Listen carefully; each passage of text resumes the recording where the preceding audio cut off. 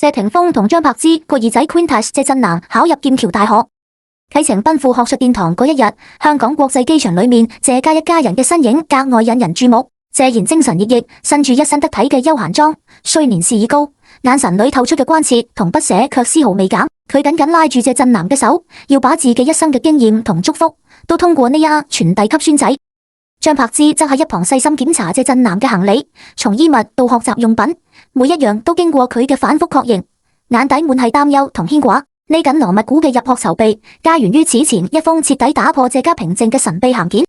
故事嘅主角謝震南，英文名 Quintus， 2010年5月12日出生於中國香港。呢個名字或許喺娛樂圈之外唔算如雷貫耳，但喺香港演藝世家嘅光環下，佢嘅成長始終備受矚目。佢係謝霆鋒與張柏芝嘅次子，一出生就帶住明星光環，生活喺鎂光燈隨時可能聚焦嘅世界裏。彼時嘅謝霆鋒早已喺亞洲影壇同樂壇取得非凡成就，從16歲發行個人專輯《My Attitude》走紅，到出演特映新人類2、無間道2等經典電影，佢已然成為無數年輕人嘅偶像。張柏芝亦不遜色，憑借喜劇之王出道嘅清純形象深入人心，演藝道路上佳作不斷。兩人之結合曾係娛樂圈公認嘅金童玉女，而謝震南嘅誕生更是讓呢份美好得以延續。即便後來父母嘅婚姻歷經波折，最終走向離婚，謝震南與哥哥謝震軒得到嘅愛也從未減少。謝霆鋒離婚後仍會在工作之餘抽時間陪伴兒子，比如謝震南4歲生日時，遠喺新加坡工作嘅佢特意放下事務，趕回來與兒子相聚。張柏芝更是將大部分精力放在撫養孩子上，為佢哋營造溫暖嘅家庭氛圍，還曾在謝震南11歲生日時曬出佢開卡丁車嘅照片。自旅行間滿係濃得化不開嘅母愛，改變謝震南人生軌跡嘅，正係嗰封突如其來嘅信件。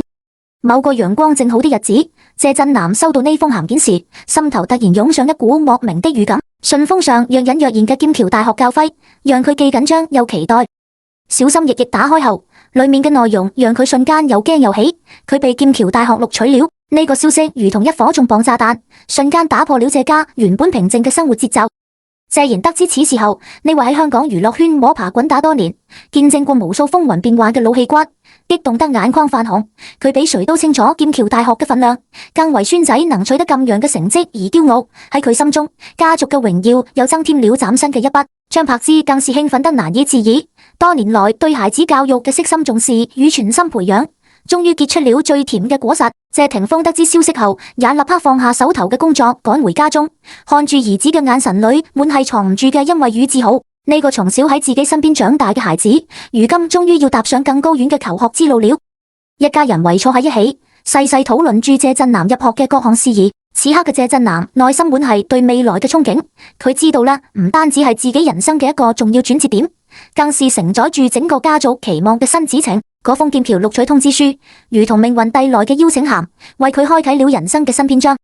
歷經10幾個小時嘅飛行，謝震南終於踏上了英國劍橋嘅土地。剛下飛機，清新的空氣便裹挾住呢座城市陌生又厚重的歷史氣息撲面而來。個德式建築尖頂刺破天際，蜿蜒嘅劍河喺陽光下泛住粼粼波光，一切都讓懷揣住緊張與期待嘅佢，對即將開啟嘅校園生活充滿遐想。乘坐學校安排嘅車輛抵達劍橋大學後，謝震南立刻被呢度濃厚的學術氛圍深深吸引。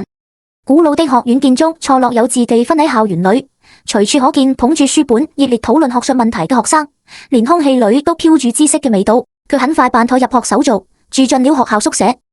房間唔大，卻被打理得溫馨舒適。推開窗就能看見一片綠油油嘅草坪，微風拂過，帶住青草嘅香氣。喺劍橋嘅第一，謝震南望住熟悉校園環境，梳理學校嘅各項規章制度，也漸漸發現呢度嘅教學方式同香港嘅學校大唔相同。課堂上教授地從唔吝嗇鼓勵，總是引導學生主動發言，提出自己嘅見解。小組討論同學術報告更是家常便飯。呢對一向有些內向嘅佢嚟講，既係唔少的挑戰，也是難得嘅成長機會。為了盡快融入新環境，謝震南主動邁出腳步同同學們交流。佢嘅美國室友傑克熱情開朗，唔單止對佢格外友好，還經常拉住佢喺校園裏四處逛，幫佢熟悉每一棟建築嘅故事。每當漫步喺劍橋嘅石板路上，謝震南總會想起離開香港嗰日，機場候機大廳裏溫馨又帶住凝重的氛圍。畢竟呢係佢第一次離開家，獨自遠赴異國他鄉求學。嗰日張柏芝一邊反覆整理住行李，一邊叮囑：衣服都帶夠了嗎？嗰邊天氣同香港差得遠，冷了可千萬記得添衣。謝霆鋒站在一旁，看住忙碌嘅妻子，即將遠行的兒子，心中五味雜陳，既為兒子能踏入劍橋驕傲，又藏住幾分不捨。佢走上前，輕輕拍了拍謝震南嘅肩膀，語氣沉穩卻滿係牽掛。兒子，到了嗰邊好好學，照顧好自己，遇到難處變硬剛，記得跟家裏說。謝震南用力點頭，眼裏閃住堅定的光。謝賢也想起了自己年輕時嘅日子，忍不住感慨：我當年為了喺娛樂圈站穩腳跟，吃了太多苦。你們呢代比我哋幸運多了，有咁好的機會接受頂尖教育。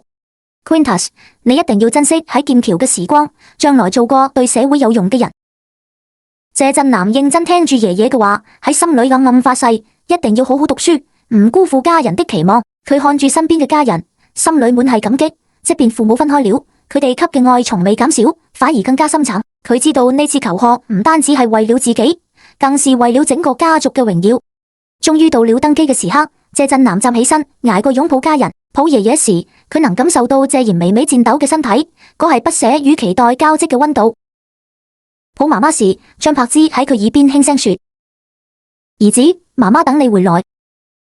抱爸爸時，謝霆鋒用力收緊手臂，要把所有力量都傳遞給佢。謝震南拉住行李箱，轉身走向登機口，步伐堅定有力。佢知道劍橋等住佢嘅係充滿挑戰與機遇嘅全新旅程，而家人的愛與支持會係佢喺異國他鄉最堅實嘅後盾。劍橋大學一年一度嘅國際文化節日益臨近，呢個匯聚全球文化特色，供學生展示自我嘅盛大舞台，讓謝震南心中湧起一股強烈的衝動。佢想站上舞台，用歌聲留下屬於自己嘅印記。為了呢次演出，佢幾乎把所有課餘時間都投入進去，精心挑選了3首風格迥異嘅英文歌，既有心情綿長的 My Heart Will Go On、Yesterday Once More， 也有活力四射嘅 Counting Stars。呢3首歌對唱功同情感表達嘅要求極高，光係攻克高音部分，謝震南就對住縮寫鏡子反覆琢磨發聲技巧，一個音符唔滿意就練上幾十遍，甚至上百遍。同宿舍嘅美國室友傑克被佢呢份執著深深感染，唔單止常給謝震南提音樂建議，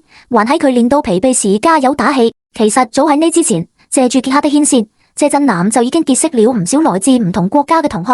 佢哋帶住各自嘅文化背景與興趣愛好，卻同樣對知識充滿渴望。劍橋大學一年一度嘅國際文化節如期而至，呢場盛會成了謝震南綻放光芒嘅舞台。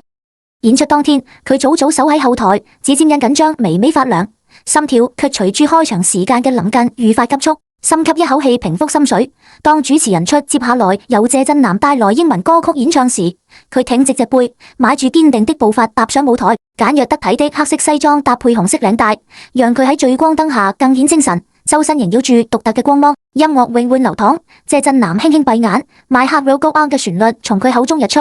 佢嘅嗓音清澈又富有磁性，像山間清泉般甘甜，又似清晨第一縷陽光般溫暖，將歌曲裏深沉嘅愛意與執住信念詮釋得淋漓盡致。原本喧鬧嘅會場瞬間安靜，觀眾地全被呢歌聲吸引，連呼吸都似要放輕。隨住旋律推進，佢微微仰頭，眼神裏閃住光，化身歌曲主角，訴說住嗰段刻骨銘心的愛情。一曲終了，台下掌聲與歡呼聲瞬間爆發，佢微微鞠躬致謝，心底嘅緊張已被自信悄悄取代。緊接住 Yesterday Once More 嘅舒緩節奏響起，謝震南切換到溫柔細膩嘅聲線，將聽眾帶回過往嘅美好時光。歌聲裏藏住淡淡嘅懷舊與憂傷，惹得唔少人閉眼聆聽，有的跟住節奏輕晃，有的眼中泛起淚光。佢對聲音嘅控制精準至極，高音清亮如夜空繁星，低音順口似大地低語，每一個音符都恰到好處。第2首歌落幕時，掌聲比之前更熱烈，持續許久未曾停歇，觀眾地紛紛豎起大拇指，為佢嘅才華與心情折服。當 Counting Stars 歡快的節奏驟然響起，謝震南徹底褪去抒情氛圍，展現出活力四射嘅一面。佢跟住節奏肆意舞動，歌聲激昂有力，將歌曲裏積極向上、追逐夢想嘅精神傳遞給喺場每一個人。台下觀眾被呢份熱情感染，紛紛起身鼓掌合唱，整個會場變成歡樂嘅海洋，氣氛推向頂點。3首歌唱完，佢深深鞠躬，全場雷鳴般的掌聲與歡呼聲持續了數分鐘，唔少人湧上台獻花擁抱。謝震南呢個名字一夜之間傳遍劍橋校園，誰能想到呢個喺舞台上大放異彩嘅少年，初入校園時還需慢慢適應。此前喺傑克帶住佢熟悉校園歷史與特色嘅過程中，謝震南結識了許多來自唔同國家嘅同學，佢哋有住各異嘅文化背景與興趣愛好，卻同樣對知識充滿渴望。一次課堂討論上圍繞某個歷史問題，同學們從政治、文化等角度各抒己見。謝振南則結合自己在香港嘅生活經歷，提出獨特觀點。新穎嘅視覺與清晰嘅邏輯，讓佢贏得教授與同學嘅讚賞，也漸漸找回自信，真正融入呢個國際化的學習環境。日子一天天過去，謝振南嘅校園生活愈發豐富多彩。佢加入辯論社，鍛口才與思維能力，走進攝影俱樂部，用鏡頭定格劍橋嘅美麗瞬間。呢些經歷像一顆顆石子，喺佢心中埋下伏筆，最終喺國際文化節嘅舞台上激起絢麗浪花。而演出帶來嘅影響遠不止於此，佢徹底喺劍橋火了，歌聲成了佢嘅閃亮名牌，讓全校師生都記住了呢個來自中國香港嘅帥氣小伙，受歡迎程度更是節節攀升。眾多來自唔同國家嘅美女同學紛紛向佢遞出友誼嘅橄欖枝，據不完全統計，至少有19國女生主動與佢結交。有來自巴西嘅姑娘，小麥色皮膚配住捲曲長髮，性格直爽開朗，常邀佢參加校園足球賽。有法國姑娘，深邃藍眸與柔順金髮，舉手投足滿係法式浪漫，總愛同佢探討文學與藝術。還有來自印度嘅美女，帶住古老國度的神秘氣息，偶爾會與佢分享家鄉嘅文化故事。唔同膚色、唔同語言嘅友誼，讓謝振南嘅劍橋生活更添了幾分精彩。喺與各國國際同學嘅頻繁交往中，謝振南身上一向隱藏嘅獨特天賦漸漸顯露。嗰股驚人的語言學習能力，唔單止喺日常校園生活裏展現得淋漓盡致，更讓身邊師生都忍不住驚嘆。比如某次課堂小組討論，主題聚焦全球氣候變化對唔同地區生態系統嘅影響。小組成員來自德國、意大利、日本、南非等多個國家，大家帶住各自嘅口音交流觀點，謝振南卻能快速適應唔同語言節奏，精準理解每個人的想法，還能流暢銜接唔同國家同學嘅討論邏輯。呢份語言適應力早已為佢贏得了語言小能手嘅私下稱讚，而呢份出色的溝通能力也讓佢喺人際交往中格外受歡迎。自從國際文化節一戰成名後，至少有19個國家嘅美女同學主動向佢遞出友誼嘅橄欖枝。那位來自印度嘅美女，常身住絢麗傳統服飾，佩戴精美首飾，獨特的異域風情格外吸睛。佢總愛邀請謝振南品嘗印度美食，細說家鄉嘅傳統文化。巴西姑娘有住小麥色皮膚與捲曲長髮，性格直爽得像夏日陽光，一有空就拉住佢參加校園足球賽，喺綠茵場上共享運動嘅快樂。法國姑娘則帶住深邃藍眸與柔順金髮，舉手投足都是法式浪漫，常常約佢喺圖書館裏探討文學藝術，分享彼此對作品嘅見解。呢些女生願意主動與佢結交，背後藏住多重原因。首先，外表係吸睛嘅第一重原因，佢完美繼承了父親謝霆鋒與母親張柏芝嘅優秀基因，深邃五官，高挺被搭配清澈眼眸，身形高挑且氣質出眾，往人群裏一擲，既有謝霆鋒嘅冷峻帥氣，又帶住張柏芝嘅溫婉柔和，活脫脫係校園裏嘅行走風景線。其次，舞台上嘅才華與自信係第二重吸引力。國際文化節上，佢用天籟般的嗓音駕馭唔同風格嘅歌曲，時而深情，時而激昂，全情投入嘅模樣，讓台下觀眾為之傾倒。呢份對音樂嘅執着與自信，讓女生哋看到了佢內心的強大。更重要的是，佢嘅性格足夠討喜，雖出身明星家庭，卻毫無架子，待人謙遜友善，臉上總掛住真誠嘅笑容。同學有難時，佢從含糊。曾有位同學寫論文時陷入困境，對某個專業術語理解偏差，謝振南耐住性子幫佢查資料，從多個角度分析講解，直到問題解決。呢份善良與熱心，讓佢喺同學中口碑極好，也讓女生哋覺得佢係值得信賴嘅朋友。此外，佢身上嘅東方文化底蘊更是獨特魅力。從小喺香港長大嘅佢，言行間都透住東方文化嘅韻味，常會給同學們講中國傳統節日、詩詞歌賦，或是聊武術與書法。呢份文化差異勾起了外國女生嘅好奇心，也讓佢哋更渴望與佢交流，探尋東方文化嘅奧秘。面對呢份友誼攻勢，謝振南既開心又帶住幾分甜，卻始終真誠對待每一份情誼。同巴西姑娘踢足球時，佢會認真配合每一次傳球；同法國姑娘聊文學時，佢會坦誠分享自己嘅看法；同印度姑娘嘗美食時，佢會耐心傾聽背後的文化故事。喺呢些交往裏，佢唔單止拓寬了視野，更深入了解了唔同國家嘅習俗，收穫了一段段珍貴嘅跨國友誼。而佢嘅語言天賦也在呢些交流中愈發成熟，成了佢融入國際環境嘅秘密武器。謝振南呢股驚人的語言天賦並非憑空而來，除了自身的聰慧與勤奮，家庭環境嘅熏陶更是關鍵。佢嘅母親張柏芝喺娛樂圈闖蕩多年，曾與各國友人廣泛交流。據謝霆鋒透露，張柏芝憑借出眾嘅語言學習能力，還拿到過9國語言證書。喺謝振南成長嘅日子裏，張柏芝格外重視佢嘅語言培養，常會用多種語言同佢對話，講唔同國家嘅趣味故事，唱各國語言嘅兒歌，讓佢從小就沉浸喺多元語言環境中，唔單止點燃了佢對語言學習嘅興趣，更悄悄喚醒了潛藏嘅天賦。呢份從小埋下嘅語言敏感度，喺佢與國際友人的日常交流中展現得淋漓盡致。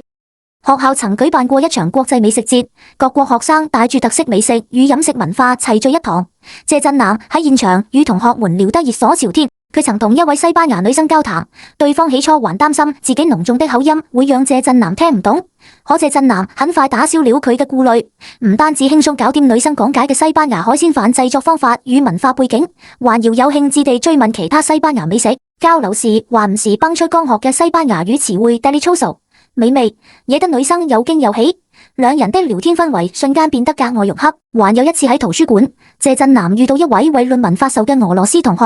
呢位同學正研究西方文學，卻因難以吃透英文作品裏嘅複雜詞彙與文化背景而停滯不前。謝振南主動上前幫忙，唔單止用通俗易懂嘅語言拆解那些晦澀嘅詞彙與文化梗，還分享了自己對相關作品嘅理解與感悟。俄羅斯同學聽完後連連驚嘆：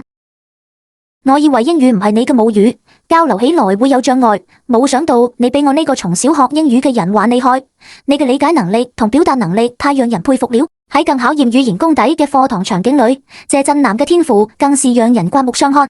有次課堂小組討論圍繞全球氣候變化對唔同地區生態系統嘅影響展開，小組成員來自德國、意大利、日本、南非等多個國家，每個人的表達風格與口音都截然唔同。德國同學用嚴謹嘅專業術語闡述本國應對政策，意大利同學以生動嘅描述還原沿海地區因海平面上升面臨嘅困境，日本同學語速飛快地分享新能源研發成果，南非同學則帶住獨特口音講述非洲大草原生態嘅脆弱性。面對呢些差異明顯嘅英語表達，謝振南唔單止能迅速捕捉每個人的核心觀點，還能用精準嘅英語回應，巧妙整合各方想法，從中國生態保護經驗出發，分析全球合作嘅重要性。佢嘅發言邏輯清晰，用詞準確，唔單止推動小組順利完成任務，更讓同學們忍不住稱讚。謝振南嘅語言理解同表達能力簡直像經驗豐富嘅語言學家，能輕鬆跨越語言同文化嘅障礙。謝霆鋒曾在接受媒體訪時，一臉自豪地向外界透露：我太太張柏芝可是拿到過9國語言證書嘅厲害人物。呢句話像一顆投入湖面的石子，瞬間喺媒體與大眾嘅關注裏激起層層漣漪，也讓所有人對張柏芝嘅語言天賦與學習經歷充滿了好奇與探究。佢嘅語言傳奇要從少年時期嘅異國求學路說起。1980年出生於香港嘅張柏芝，小學畢業後便被父親送到澳洲讀書。喺呢個多元文化交融嘅國度，英語係佢首先要攻克嘅難關。初到澳洲時，佢嘅英語基礎薄弱，語言障礙讓佢喺生活與學習中屢屢碰壁，但骨子裏嗰股唔服輸嘅勁，讓佢暗下決心一定要把英語學好。每天天唔亮，佢就爬起來跟住廣播裏嘅英文節目逐漸模仿發音，連播音員嘅語調節奏都反覆揣摩。喺學校裏，即便偶爾因發音唔標準被同學嘲笑，佢也從唔氣餒，反而更主動地湊到當地同學身邊答話，找住每一次鍛口語嘅機會。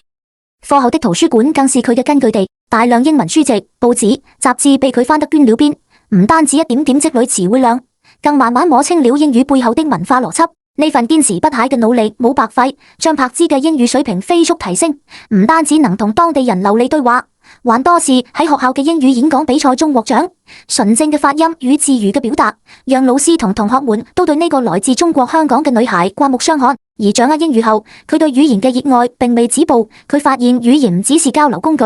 更係一扇能走進唔同文化核心嘅窗戶。於是佢又把目光投向了日語，從50音圖開始，一點點啃起日語嘅發音、語法與詞彙。日語嘅語法結構同詞彙與英語差異巨大，尤其是複雜嘅敬語體系，常常讓佢對住課本犯難。但張柏芝從冇想過放棄，佢把日本動漫、電視劇當做學習教材，邊看邊記台詞，喺劇情裏理解日語嘅日常用法，還加入了學校嘅日語社團，同樣熱愛日語嘅同學一起交流心得，互相糾錯。後來佢結識了一位日本留學生，對方被佢嘅熱情與努力打動，主動提出幫佢補習日語。喺留學生的幫助下，張柏芝嘅日語水平實現了質嘅飛躍，也更深刻地觸摸到了日本文化嘅細膩與獨特。正係母親呢份對語言嘅執着與熱愛，潛移默化地影響住謝震南。佢從小喺母親營造嘅多元語言環境裏長大，也深深明白語言係打開世界大門嘅鑰匙。通過語言，佢能同唔同文化背景嘅人坦誠交流，了解世界各地嘅風土人情，讓自己嘅視野不斷拓寬。而喺劍橋大學呢個國際化舞台上，呢份對語言嘅認知與天賦成了佢最亮眼的優勢。憑借出色的語言能力，佢輕鬆跨越文化與溝通嘅障礙，結交了眾多來自唔同國家嘅友人。喺學術討論與文化交流中，也總能流暢表達觀點，精準理解他人想法，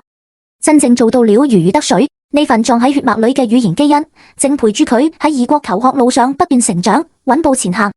謝震南喺劍橋大學嘅呢段時光，無疑係佢人生畫卷中濃密重彩嘅一筆。從初入校園時嘅清潔緊張，到如今喺學術研討與社交場合嘅自信從容，佢每一步嘅成長都清晰可辨。用歌聲征服了校園嘅舞台，用真誠收穫了跨越國界的友誼，更憑強大的語言天賦與不懈努力，喺知識嘅海洋裏自在遨遊。喺呢個國際化的學術殿堂裏，佢學到嘅唔只是專業知識，更重要的是開闊了視野，練就了跨文化交流嘅能力，也涵養了全球視野。佢深深明白，語言係連接唔同文化嘅橋，透過語言能與世界各地嘅人交換思想、分享經驗，共同探尋人類文明嘅多樣性與共通性。而呢份認知必將喺未來長久影響佢嘅人生軌跡。展望未來，謝震南嘅人生有住無限可能。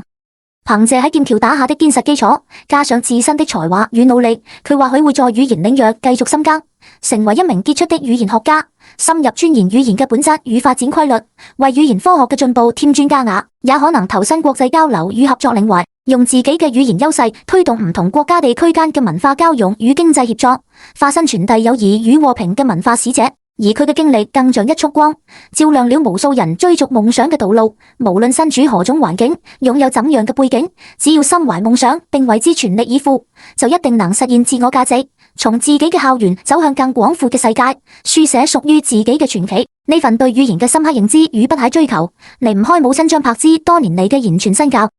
喺謝震南牙牙學語時起，張柏芝就常用唔同語言同佢交流，給佢講各國故事，唱多語種兒歌，讓佢從小就浸潤喺多元語言環境裏。呢份熏陶唔單止讓謝震南對語言生出濃厚興趣，更激發出佢潛藏嘅語言天賦。